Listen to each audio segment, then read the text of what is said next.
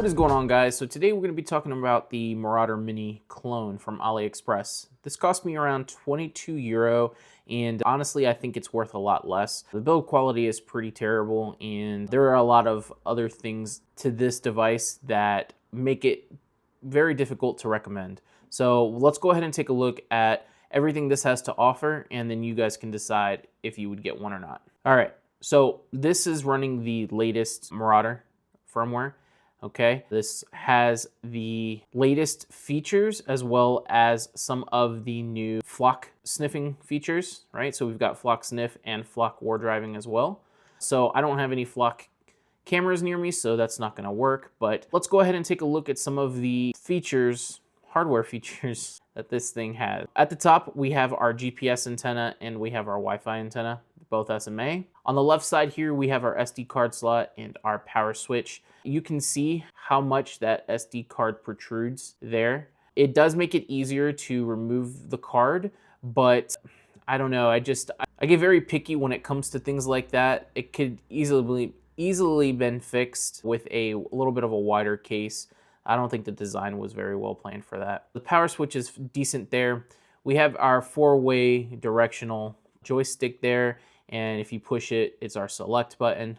At the bottom, we have our USB-C port, and that is going to be just for charging.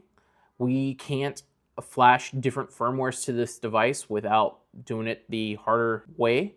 So I'll get into that a little bit more as we get through this, but here on the right, you guys can see we have a LED indicator for battery status. So right now it's at 3 bars, so it's pretty decently charged. The 3D printed case is as terrible as it could get. You can see there's a lot of layer lines that are very noticeable. Down here at the bottom near the USB-C port, the overhangs were, I don't even know what happened, if they had supports on this or what, but yeah, it's terrible. The case is, you can see the back doesn't close all the way.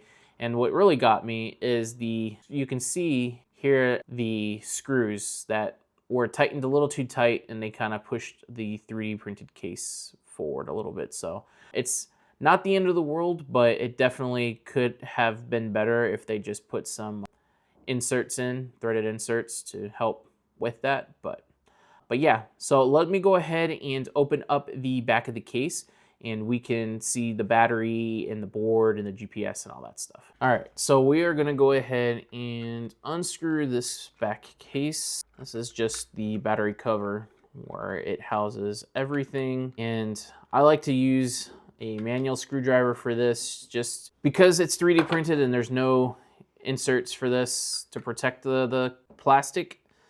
Just doing it manual is just better. All right, so this is what we're working with on the inside. We've got our GPS right here.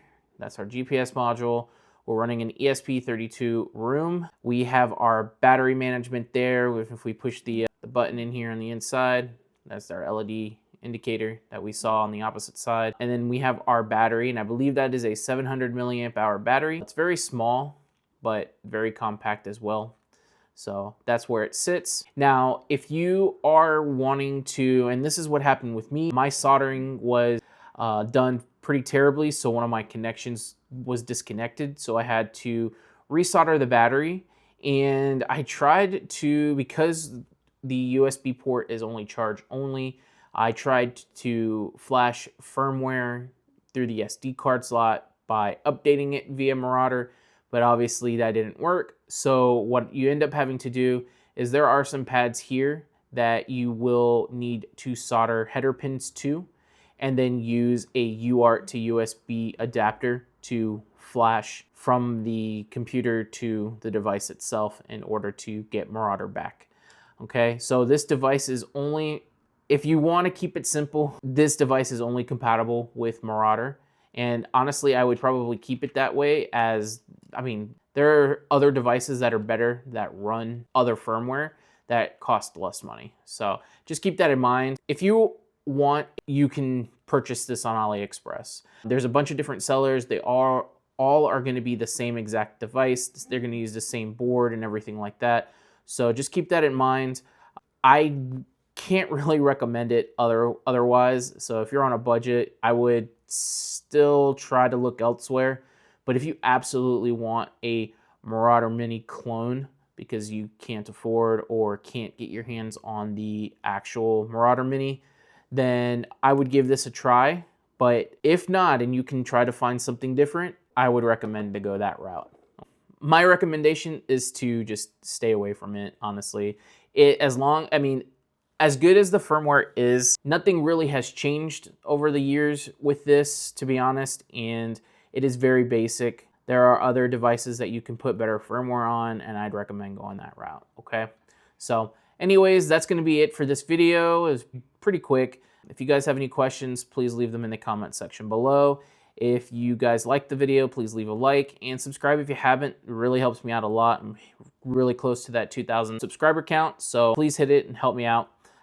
That's gonna be it. As always, stay safe, and I will see you guys in the next one.